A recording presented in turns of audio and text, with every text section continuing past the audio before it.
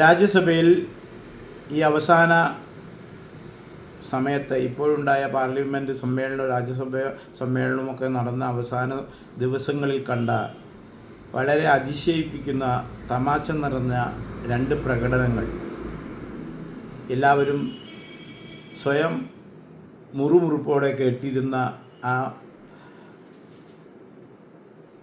Video എല്ലാവരും ശ്രദ്ധിച്ചിരുന്നു. ഞാൻ അപ്പോൾ ആലോചിച്ചു, ഈ രണ്ടുപേരുടെയും ദയനീയമായ അവസ്ഥ. കാരണം ഇനിയൊരു പാർലമെൻറ്റ് സമ്മേളനത്തിൽ രാജ്യസഭാ മെമ്പർമാരായി ഇവർക്ക് പങ്കെടുക്കാൻ പറ്റുമെന്ന് എനിക്കറിയില്ല. 4-5 മാസം കഴിഞ്ഞ് ഇവരുടെ കാലാവധി കഴിയാൻ പോവുകയാണ്. പിന്നെ വീണ്ടും രാജ്യസഭാ മെമ്പറാവാൻ ഇവർക്കുള്ള കപ്പാസിറ്റി ആ പാർട്ടിക്കുണ്ടോ എന്നും പോലും ആർക്കും അറിയില്ല. അങ്ങനെയൊക്കെ നിൽക്കുമ്പോൾ ഈ അവസാന സമയത്ത് ഇവർ രണ്ടുപേരും അവിടെ കാട്ടിയ ആ പേക്കൂത്ത് തന്നെ എന്ന് അതിന് പറയാം. ആദ്യം ബ്രിട്ടാസിൻ്റെ കാര്യം തന്നെ എടുക്കാം. അതിനു മുന്നേ ഒരു കാര്യം പറയേണ്ടതായിട്ടുണ്ട്. CPM, അതായത് കമ്മ്യൂണിസ്റ്റ് CPM എന്നാണ് അവരുടെ ധാരണ. പക്ഷേ ബേസിക് പാർട്ടി, അതായത് കമ്മ്യൂണിസ്റ്റ് പാർട്ടി CPI ആണ്. അതൊക്കെ മറന്നുകൊണ്ട് അതിനെ ഓവർടേക്ക് ചെയ്തിട്ട് കാശ് ഉണ്ടാക്കിയിട്ട്, അതായത് കാശ് എങ്ങനെ ഉണ്ടാക്കുക? അതും തൊഴിലാളി പാർട്ടിക്ക് ബിസിനസ് ഒന്നും ഇല്ലല്ലോ, പക്ഷേ ഭയങ്കര അസറ്റാണ്. കോടികളുടെ വരുമാനവും അല്ലെങ്കിൽ അസറ്റും ഡെപ്പോസിറ്റും ഒക്കെ ഉണ്ട്. പക്ഷെ അതെങ്ങനെ ഉണ്ടായി ചോദിച്ചാൽ ആർക്കും ഉത്തരമില്ല. നമുക്കറിയാം, ഇന്നും സുപ്രീം കോർട്ടിൽ എടുക്കാത്ത ലാവലിംഗ് കേസ്, അല്ലെങ്കിൽ ഇപ്പോൾ കരിമണൽ കർത്ത കേസ്, അങ്ങനെ ഒരുപാട് കേസുകളുണ്ട്. അതായത് പൈസ ഉണ്ടാക്കിയ വഴികൾക്ക് സൂചന തരുന്നത്. എന്തായാലും ബക്കറ്റ് പിടിച്ചിട്ട് ഇത്രയൊന്നും പൈസ ഉണ്ടാക്കാൻ പറ്റില്ല എന്ന് എല്ലാവർക്കും അറിയാം. അതൊക്കെ അവിടെ നിൽക്കട്ടെ. എന്തായാലും ഇത്രയും തൊഴിലാളി വർഗങ്ങൾക്ക് വേണ്ടി ജീവിതം കളഞ്ഞവരെന്നൊക്കെ അവർ പറയുമെങ്കിലും ഈ തൊഴിലാളി പ്രസ്ഥാനം അല്ലെങ്കിൽ കമ്മ്യൂണിസ്റ്റ് പ്രസ്ഥാനം ലോകത്തെ എവിടെയും ഉണ്ടായിട്ടില്ല എന്നുള്ള വസ്തുത എല്ലാവർക്കും അറിയാം. ചൈനയായാലും ഒക്കെ പൊളിഞ്ഞു പോയി. അവിടുത്തെ ഭരണാധികാരികളുടെ ഭരണം കഴിഞ്ഞാൽ നേരെ അവിടുത്തെ സെൻട്രൽ ജയിലിലാണ് പോയി കിടക്കുക. കാരണം അവരുടെ പ്രവർത്തന പ്രകടനങ്ങൾ കൊണ്ട് അവർക്ക് കിട്ടുന്ന ശിക്ഷയാണതൊക്കെ. ഇത് തന്നെയാണ് മിക്ക കമ്മ്യൂണിസ്റ്റ് രാജ്യങ്ങളിലും നമ്മൾ കണ്ടിട്ടുള്ളത്. അപ്പോൾ അതിലേക്കൊന്നും പോകാതെ ഈ അവസാന സമയത്ത് ഇവർ രണ്ടുപേരും അവിടെ നടത്തിയ പ്രകടനം, ആദ്യം ബ്രിട്ടാസിൻ്റെ ഒരു ചരിത്രം പറയണമല്ലോ. അതിനു മുന്നേ ഞാൻ ഇന്ത്യയിൽ ഇപ്പോൾ കമ്മ്യൂണിസ്റ്റ് അല്ലെങ്കിൽ CPMൻ്റെ ഭരണത്തിൻ്റെ കുറിച്ച് പറയാം. അതായത് തുടർച്ചയായിട്ട് ഒരു 40 കൊല്ലത്തോളം ബംഗാൾ ഭരിച്ചു. ആ ബംഗാളിൽ 1977 178 നിയമസഭാ മെമ്പർമാരുണ്ടായിരുന്നു CPMന്. 5 കൊല്ലം കഴിഞ്ഞ് 1982 അത് 174 മെമ്പറായി വീണ്ടും ഭരണം തുടർന്നു. അത് കഴിഞ്ഞ് 5 കൊല്ലം കഴിഞ്ഞ് 1987 187 വർദ്ധിപ്പിച്ച് വീണ്ടും ഭരിച്ചു. പിന്നെ 5 കൊല്ലം കഴിഞ്ഞ് 1991 182 അത് കഴിഞ്ഞത് 96 5 വർഷം കഴിഞ്ഞ് വീണ്ടും തെരഞ്ഞെടുപ്പ് വന്നപ്പോൾ അത് 153 ചെറിയൊരു ഇടിവ് സംഭവിച്ചു. അതായത് കമ്മ്യൂണിസ്റ്റ് ഭരണത്തിൻ്റെ ആ ഗുണം ജനങ്ങളിലേക്ക് കയറാൻ തുടങ്ങി എന്ന് വേണമെങ്കിൽ നമുക്ക് പറയാം. അപ്പോൾ നിയമസഭാ മെമ്പർ കുറഞ്ഞു. അത് കഴിഞ്ഞ് 96 കഴിഞ്ഞ് 2001 153 ഉണ്ടായിരുന്നു. 110 പേര് പിന്നെയും കുറഞ്ഞു. അതായത് കമ്മ്യൂണിസ്റ്റ് അങ്ങോട്ട് കയറി ചെല്ലുകയാണ് ബംഗാളിൽ. അത് കഴിഞ്ഞിട്ട് 2006 ഭരിച്ചു. 2011 ഭരണം പോയി 40 മെമ്പർമാരായിട്ട് അത് മാറി. ആലോചിച്ച് നോക്കി, കമ്മ്യൂണിസം നടപ്പാക്കിയിട്ട് അവർക്ക് കിട്ടിയതാണ്. 2016 വീണ്ടും 5 വർഷം കഴിഞ്ഞ് തെരഞ്ഞെടുപ്പ് വന്നപ്പോൾ 40 26 കുറഞ്ഞു. ഇതാണ് കമ്മ്യൂണിസം. അങ്ങനെ അവസാനം 2021 തെരഞ്ഞെടുപ്പിൽ വട്ടപൂജ്യമായി CPM. ഇന്നവിടെ ബംഗാളിൽ കാലുകുത്താൻ പറ്റില്ല. പല കമ്മ്യൂണിസ്റ്റ് പ്രവർത്തകരും അവർ ചെയ്ത കള്ളത്തരത്തിൽ നിന്ന് രക്ഷപ്പെട്ടത്, അതായത് ജനങ്ങൾ റോഡിലിറങ്ങി അടിച്ചു കൊല്ലുകയായിരുന്നു, കാലടിച്ച് ഓടിക്കുകയായിരുന്നു, പാർട്ടി ഓഫീസുകൾ കയറി ആക്രമിക്കുകയായിരുന്നു. അവർ പെട്ടെന്ന് രക്ഷ കിട്ടാൻ വേണ്ടിയിട്ട് ഈ CPM ഏരിയ കമ്മിറ്റി ഓഫീസിൽ നിന്നുള്ള ബോർഡ് കളഞ്ഞ് BJP ഓഫീസിൽ നിന്ന് എഴുതി വെച്ചു. BJP ഓഫീസിൽ പോയി അഭയം പ്രാപിച്ചു. തടി കിട്ടാൻ വേണ്ടി, ജീവൻ കിട്ടാൻ വേണ്ടിയിട്ട്. ഇതൊക്കെ നമ്മൾ ബംഗാളിൽ കണ്ടതാണ്. അത് തന്നെയാണ് ത്രിപുരയിലും നമ്മൾ കണ്ടത്. വലിയ മാറ്റമൊന്നുമില്ല, അവിടെയും വട്ടപൂജ്യമായി മാറി. ഇപ്പോൾ കേരളത്തിലും ആകെണ്ടായിരുന്നത് കേരളത്തിലാണ്. കേരളത്തിലും ഏതാണ്ട് ആ അവസ്ഥയിലേക്കാണ് പോയിക്കൊണ്ടിരിക്കുന്നത്. പ്രസംഗിക്കുമ്പോൾ ഭയങ്കര പ്രസംഗങ്ങൾ നടത്തും, അതിനൊക്കെ ഭയങ്കരന്മാരാണ്, പക്ഷെ പ്രവൃത്തിയില്ല. പ്രസംഗം ഒന്ന്, പ്രവൃത്തി ഒന്ന്, ഇതാണ് അവരുടെ അവസ്ഥ. ഒരു ജാതി ഒരു മതം എന്നൊക്കെ ഭയങ്കര പ്രസംഗം നടത്തും. ഈ ബ്രിട്ടാസിൻ്റെ കഥ ഈ രാജ്യസഭയിൽ കേട്ടതെന്താണ്? ഈ അവസാന രാജ്യസഭാ യോഗങ്ങളിൽ പ്രസംഗിക്കുകയാണ് വിദ്വാൻ. ഐ ആം എ ഇന്ത്യൻ, അത് വളരെ മെല്ലെ പറഞ്ഞത്. I am a South Indian, അത് ശബ്ദം കൂടി. Especially I am a Malayali, അത് ഭയങ്കര ശബ്ദമായി. ഇത് കേട്ടപ്പോൾ രാജ്യസഭാ അധ്യക്ഷൻ TP രാധാകൃഷ്ണൻ, ഇന്ത്യയുടെ വൈസ് പ്രസിഡന്റ്, ചാടി അതിൽ ഇടപെട്ടു. Hello mister Brittas, what you trying to talk? എന്താണ് നീ പറഞ്ഞ് അവതരിപ്പിക്കാൻ പോകുന്നത്? We are all Indians. There is no South Indian, there is no North Indian, everybody is one. There is no Malayali or Bengali or Andhra or Maharashtrian or Punjabi or Telangani or Karnataka. Everybody is same. What do you want to talk? ആകെ പെട്ടെന്ന് മുഖം കരുവാളിച്ചു ബ്രിട്ടാസിൻ്റെ. വാക്കുകളില്ല, പറഞ്ഞത് അബദ്ധമായി എന്ന് ബ്രിട്ടാസിന് തന്നെ മനസ്സിലായി. പല സമയങ്ങളിലും നമ്മൾ കണ്ടതാണ് പാർലമെൻറ്റ് സമ്മേളനത്തിൻ്റെ ലൈവ് ടെലികാസ്റ്റിൽ ഫിനാൻസ് മിനിസ്റ്റർ കിടന്ന്, അതായത് കാലിൽ പിടിച്ചിട്ട് നിലത്തിട്ടടിക്കുന്ന പല സീനുകളും നമ്മൾ കണ്ടിട്ടുണ്ട്. എന്തെങ്കിലും കാര്യമുള്ളൊരു പ്രസംഗം അവിടെ ചെയ്തിട്ടുണ്ടോ, പ്രവർത്തികൾ ചെയ്തിട്ടുണ്ടോ മിസ്റ്റർ ബ്രിട്ടാസ്? ഇതപ്പോൾ ജന്തർ മന്ദറിൽ സമരം ഉണ്ടായി. എന്നാൽ ശരി, ആ സമരത്തിന് പാർട്ടിയിലൊരു 10 ആളെ കൊണ്ടുപോയാൽ പങ്കെടുക്കില്ല, അതൊന്നും ചെയ്തില്ല. സമരം അതിൻ്റെ മൂർധന്യത്തിലെത്തി. എന്താണ്, നിരാഹാരം ഇരുന്നാലുള്ള ആരോഗ്യം നഷ്ടപ്പെടുന്നു കണ്ടപ്പോൾ ഭരണാധികാരി, പോലീസ് അവിടുന്ന് അറസ്റ്റ് ചെയ്തിട്ട് ഹോസ്പിറ്റലിൽ കൊണ്ടുപോയി അഡ്മിറ്റ് ചെയ്തപ്പോൾ മെല്ലെ പുറപ്പെട്ടു. ലിറ്റിൽ ബേബീനെയും കൂട്ടിയിട്ട് ബ്രിട്ടാസ് ആസ്പത്രിയിൽ ചെല്ലണു. ആസ്പത്രിയിലേക്ക് ഉണ്ടോ കയറ്റണു പോലീസുകാർ. അപ്പോൾ MP കാർഡ് എടുത്ത് കാണിച്ചിട്ട് രാജ്യസഭ മെമ്പറാണ്, IMM മെമ്പർ. അതിനെന്ത്, പോലീസുകാർക്ക് എന്ത് മെമ്പർ? അവിടെ ആർക്കും കയറാൻ പാടില്ല. അങ്ങനെ കേരളത്തിൻ്റെ വില നശിപ്പിക്കുന്ന ഈ മഹാൻ കേരളത്തിൽ ചെയ്ത കുറച്ച് കഥകളും കൂടി പറയണം. കാരണം കേരളത്തിൽ ഇദ്ദേഹം ഒരു ചാനലിൻ്റെ ഹെഡൊക്കെ ആയിട്ടിരുന്നു. നമ്മുടെ മാതാ അമൃതാനന്ദമയി മഠം അമ്മ മാതാ അമൃതാനന്ദമയി ദേവിയെ വളരെ മോശമായിട്ട് ഇല്ലാത്ത കഥ പറഞ്ഞ് ചാനൽ ചർച്ചയിൽ ഏതോ ഒരു ഇംഗ്ലീഷുകാരെ കൊണ്ടുവന്നിരുത്തി ഇൻ്റർവ്യൂ നടത്തി ജനങ്ങളെ തെറ്റിദ്ധരിപ്പിക്കാൻ കുറേ എപ്പിസോഡുകൾ ആ ചാനലിൽ കാണിച്ചു. ഇവിടെ എല്ലാവരും വളരെ സംയമനം പാലിച്ചു, ഒരു ലഹളയ്ക്ക് ഉണ്ടാക്കിയില്ല. എന്നാൽ രസം ഉള്ള കഥയുണ്ട്. അതായത് ഇവിടെ പോലീസിൻ്റെ റിപ്പോർട്ടുണ്ട്, CBI അന്വേഷണ റിപ്പോർട്ടുണ്ട്, പത്രങ്ങൾ, ന്യൂസ് പേപ്പറുകളൊക്കെ അടിച്ചിറക്കിയ കഥകളല്ല, ആ റിയൽ ഫാക്ടറുണ്ട്. അത് ബ്രിട്ടാസ് ആ ചാനലിൽ പറയില്ല. അതായത് ഞാൻ ആ കഥയൊന്നും പറയാൻ ഉദ്ദേശിക്കുന്നില്ല, ഞാൻ ചെറിയതായിട്ട് പറയാം. നമ്മുടെ ഫ്രാങ്കോ അച്ഛൻ്റെ കഥ, ആ ഫ്രാങ്കോ അച്ഛൻ്റെ ലീല പരാക്രമങ്ങൾ, അത് നല്ല റേറ്റിംഗ് കിട്ടിയായിരുന്നു. അത് കാണിക്കുകയാണെങ്കിൽ അത് ബ്രിട്ടാസിക്ക് കാണിച്ചില്ല. ആ ഫ്രാങ്കോ അച്ഛന് എതിരെ അദ്ദേഹത്തിൻ്റെ ഇതിന് വിധേയരായ ആ കന്യാസ്ത്രീകൾ ഓപ്പണായി പറയുന്ന മറ്റൊരു ചാനലുകളിൽ കാണിച്ചു കൊണ്ടിരുന്ന അതൊക്കെ കാണിക്കുകയായിരുന്നെങ്കിൽ ബ്രിട്ടാസിനൊരു വലിയ രീതിയിൽ ചാനലിനെ അങ്ങോട്ട് പൊക്കിയോ. പക്ഷെ അത് പറഞ്ഞില്ല. അഭയ കേസ് ബ്രിട്ടാസ് പറയില്ല. അപ്പോൾ അവിടെ ജാതിക്ക് വേണ്ടി നിലനിന്നു. സ്വന്തം മകനെ മാമോദീസ കൊണ്ടുപോയി മുക്കി, പള്ളിയിലെ അച്ഛന്മാരെ കൊണ്ടുവന്ന് ആ കർമ്മങ്ങൾ നടത്തിച്ച് ഇപ്പോൾ കല്യാണം നടത്തിച്ചു എന്നാണ് ഞാൻ മനസ്സിലാക്കുന്നത്. എന്നിട്ട് ഇവർ പ്രസംഗിക്കുമ്പോൾ എന്താ പറയുക, ഒരു ജാതി ഒരു മതം, വിപ്ലവം, കമ്മ്യൂണിസം എന്നൊക്കെ അങ്ങോട്ട് പറയും. എന്നിട്ട് എന്താ ഉണ്ടായത്? ബംഗാളും പോയി, ത്രിപുരയും പോയി, സിക്കിമും പോയി, ഇനിയിപ്പോൾ കേരളവും വട്ടപൂജ്യത്തിലേക്ക് പോവുകയാണ്. ഇനി ബ്രിട്ടാസ് രാജ്യസഭയിലേക്ക് പോകുമോ എന്നുള്ളത് യാതൊരു ഉറപ്പുമില്ല. കാരണം 4-5 മാസം കഴിഞ്ഞാൽ ആ പണി തീർന്നു. ഇതാണ് ബ്രിട്ടാസ്. ഇതിന് കുഴപ്പം എന്താ വെച്ച് കഴിഞ്ഞാൽ, ഈ പ്രസംഗം നടത്തുമ്പോൾ മലയാളിയുടെ വിലയാണ് പാർലമെൻറ്റിലും രാജ്യസഭയിലും പോകുന്നത്.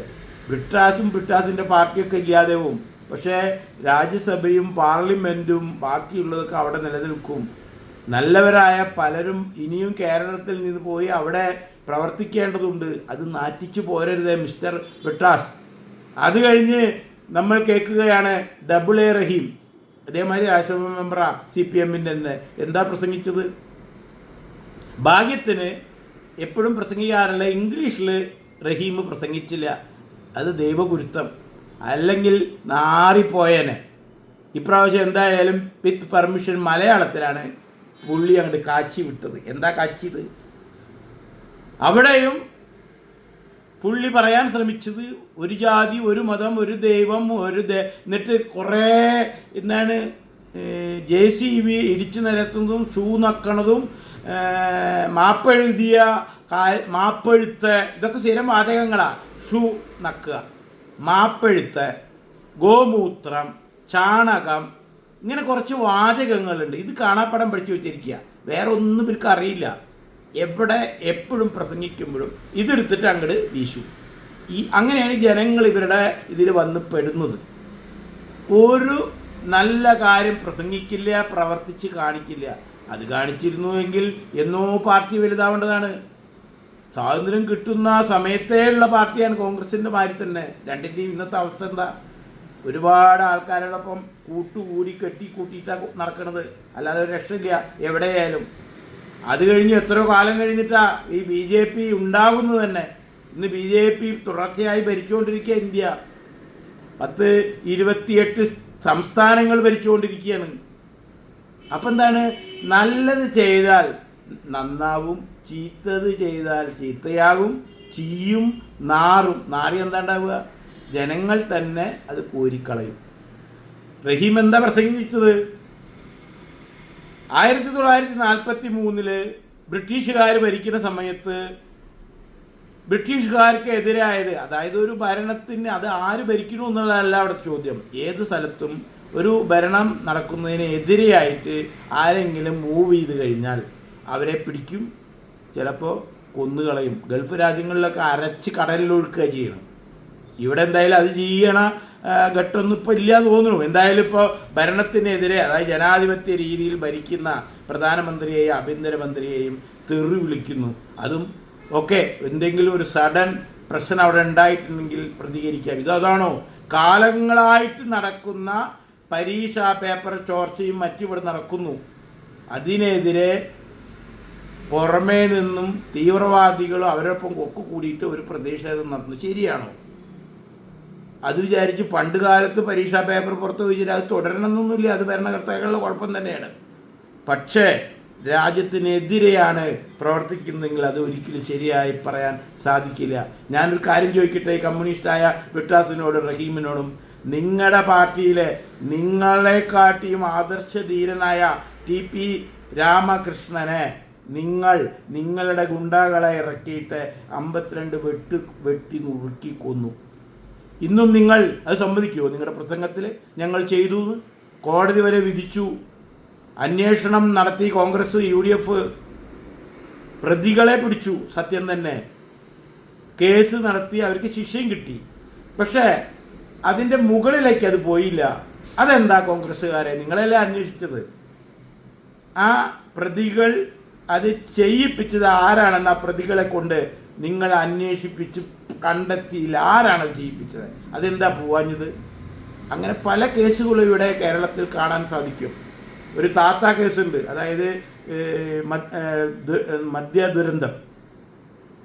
ആദ്യം പിടിച്ചത് ഒരു താത്തേനെയാണ്. താത്തയെ പിടിച്ച് പോയി അവസാനം മണിച്ചലിലെത്തി.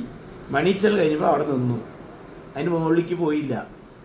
ഇതാണ് ഇന്നത്തെ കേരളത്തിൻ്റെ അവസ്ഥ. അപ്പോൾ തൂഫാൻ നല്ല പരിപാടിയാവും. മയക്കുമരുന്ന് പിടിച്ച് അത് ഇല്ലാതാക്കാൻ വേണ്ടി കൊണ്ടുവന്നൊരു പദ്ധതി. പക്ഷേ അതിൻ്റെ കുഴപ്പം എന്താ? മയക്കുമരുന്ന് ഉപയോഗിക്കാൻ അവനെ പിടിക്കും, അവന് ഈ പൊതി കൊണ്ടു കൊടുത്തവനവനെ പിടിക്കും, ചിലപ്പോൾ അതിന് അവന് കൊടുത്തവനെയും കൂടി പിടിക്കും.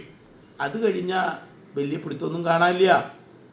ഇത് ഹോൾസെയിലായിട്ട് ഇവിടെ കൊണ്ടുവരുന്ന ആ വ്യക്തി ഏതവനാണ് ആ വലിയ വ്യക്തി, അവനെക്കുറിച്ച് ഇവിടെ അന്വേഷിക്കില്ല, പിടിക്കില്ല. ഇതാണ് അവസ്ഥ. അപ്പോൾ അതുപോലെയുള്ളൊരു അവസ്ഥയിലേക്ക് കേരളത്തെ എത്തിച്ചു കൊടുത്തു,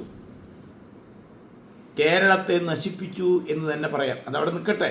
അപ്പോൾ ഈ റഹീം രാജ്യസഭയിൽ നടത്തിയ പ്രസംഗത്തിൽ ഈ ബ്രിട്ടീഷ് ഭരണകാലത്ത് ബ്രിട്ടീഷ് ഭരണത്തിനെതിരെയായിട്ട് മൂവ് ചെയ്യുന്ന ഒരു പ്രസ്ഥാനമായിരുന്നു INA, Indian national army.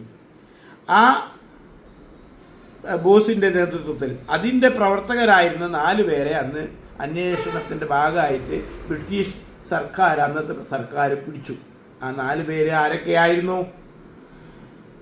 Fauja Singh, Satyendra Chandra Bose, Abdul Khader, Ananthan Nair. ഇതിൽ അബ്ദുൽ ഖാദറും അനന്തൻ നായരും മലയാളിയായിരുന്നു.